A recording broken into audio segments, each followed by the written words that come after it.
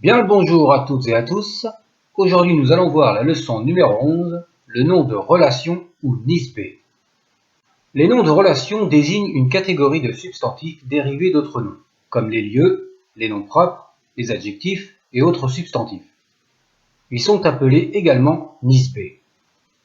En français, les noms de relation sont souvent composés avec la préposition de ou par un adjectif.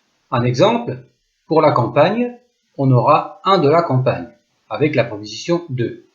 Ou alors, un campagnard, un paysan. En égyptien, lorsque le nom existe, il est doté du suffixe y. Le nisbé est donc un substantif. Il s'accorde en genre et en nombre. Le duel étant pratiquement inexistant. C'est pour cette raison que ce nisbé ne doit pas être considéré comme une forme du duel. Exemple, Sechet, la campagne, Serti, le campagnard, le paysan.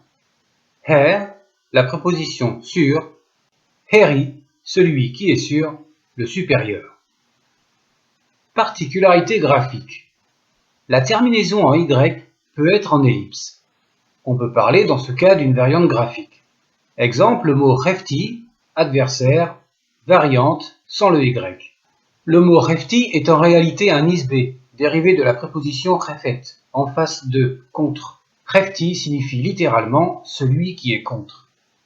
Le pluriel en tiu peut s'écrire avec le trilitère tiu, avec le hiéroglyphe G4, G4A et même le G1, qui sera précédé ou non du T.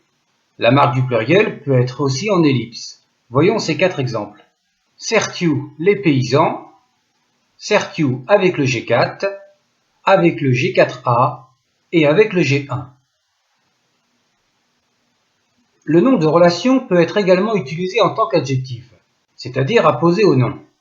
Dans ce cas, l'accord en genre et en nombre peut être sous-entendu puisque le nom déterminé marque les désinences.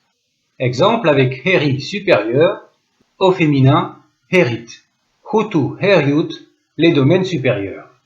Le mot domaine indiquant un féminin pluriel, le pluriel est donc sous-entendu dans le nisbé adjectivé. Rudu Keriu, les escaliers inférieurs, Necher Imenti, le dieu de l'Occident ou le dieu occidental. Et la variante avec un déterminatif. Necheret Imentit, la déesse de l'Ouest. Le ti se forme le plus souvent au féminin avec les 2 t. Les noms de relation se rencontrent principalement dans les composés pour former des professions ou des épithètes divines. Les plus fréquents sont Imi, qui est à l'intérieur de.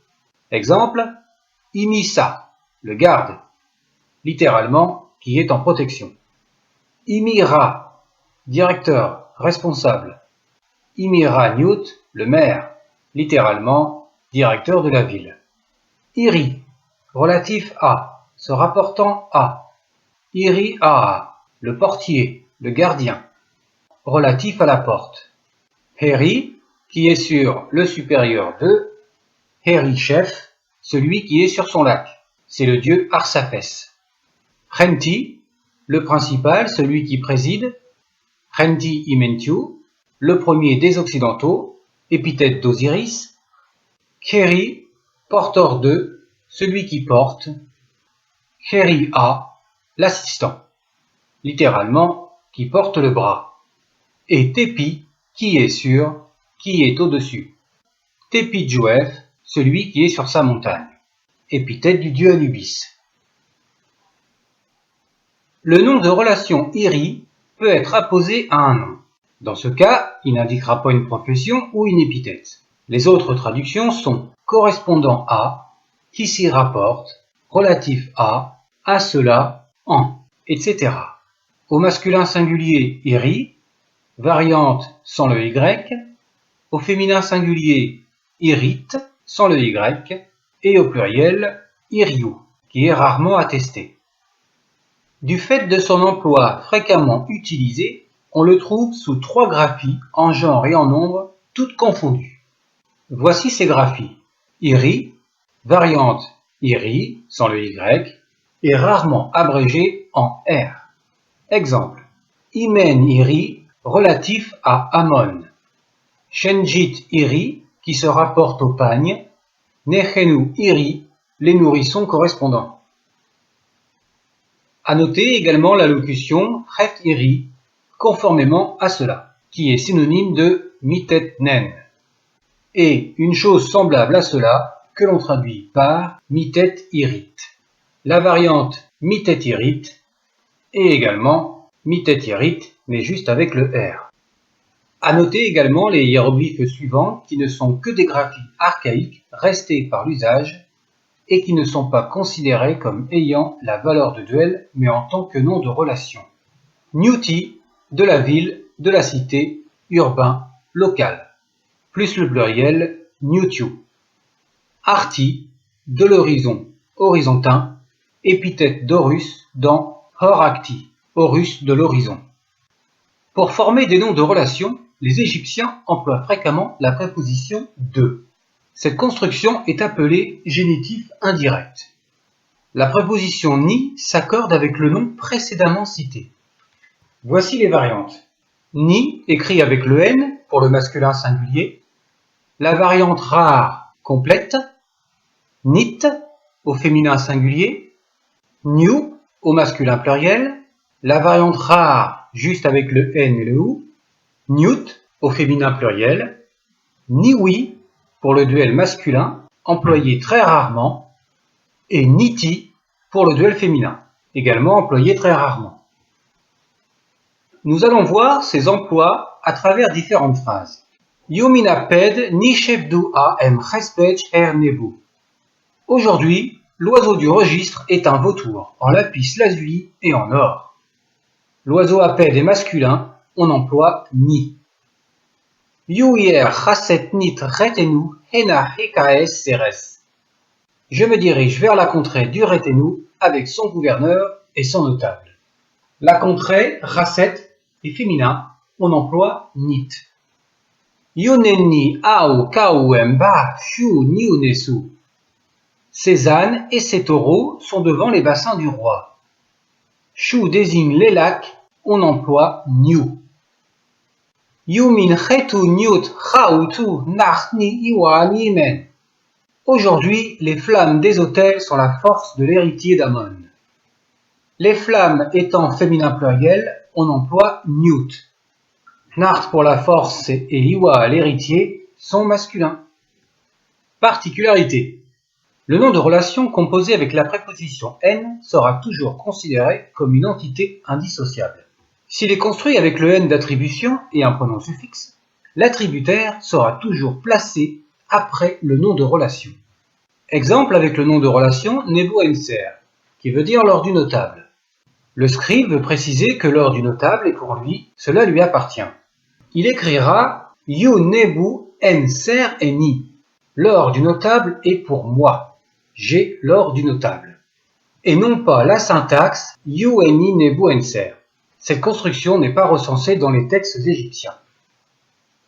Après un terme collectif ou compris dans ce sens, la préposition est notée par la simple graphie N. Apedu Niu Necheru. Les oiseaux des dieux ou le groupe d'oiseaux des dieux. Niaou Aou Niuju. Les bouquetins et les ânes du désert. Ou alors, le groupe de bouquetins et d'ânes du désert. Les prépositions composées de M, R, her, rer, etc. avec un nom peuvent être suivies de la préposition ni, qui s'accorde avec le nom utilisé dans cette préposition. Exemple. Yuneni iwau emba heka wer en rechinu. Ses héritiers sont devant le grand chef du Retenu. Et avec la préposition Yuneni iwau emba ni heka wer en rechinu. Le mot ba étant un mot masculin, la préposition se note juste avec le n. On a vu que l'adverbe im peut se placer après la particule d'énonciation you. De même, cet adverbe peut se placer dans le nom de relation avant la préposition. On peut traduire par il y a. Voyons une phrase avec l'adverbe im placé à la fin. Yututenhem en jamu emis, im. Il y a là une statuette en électrum du serviteur dans la tombe. N'oublions pas que le nom de relation reste une entité indissociable, donc l'électrum se place après. Voyons maintenant l'adverbe qui se place dans cette entité. Yutut im ni hem em jamu emis. La traduction restant la même. Quand le syntagme de relation est composé de la préposition ni, elle peut être en ellipse. Dans ce cas, aucune différence de sens n'est perceptible. On l'appelle génitif direct. On a pu déjà constater cette syntaxe avec iria, le portier, à la place de irinia, etc. En exemple, Neset Heka, le trône du souverain, à la place de Neset Nitheka. Neb Pet, seigneur du ciel, pour Neb Nipet. Neb est souvent utilisé pour les titres et les épithètes divines. Setred, le rang, pour Set Ditred, littéralement la situation du pied. Set est souvent utilisé pour des lieux ou des choses abstraites. L'emploi du syntagme nominal de relation peut être utilisé comme simple nom directement à partir de la préposition ni. Exemple Nijet, un domestique, littéralement celui des domestiques de la domesticité.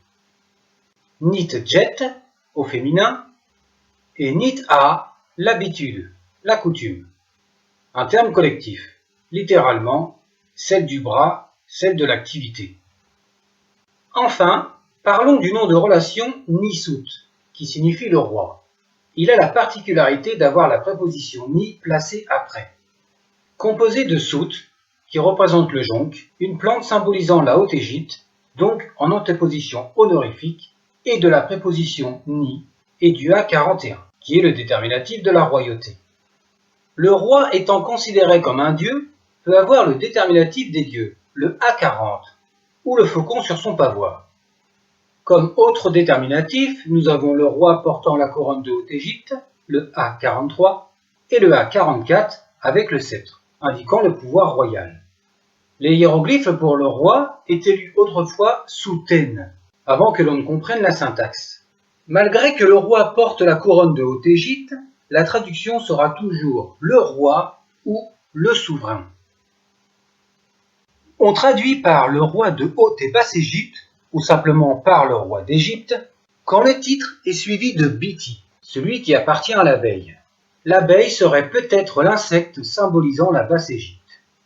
Nous avons donc souvent en abrégé le roseau et l'abeille avec les deux T, une variante graphique, ou simplement les deux symboles.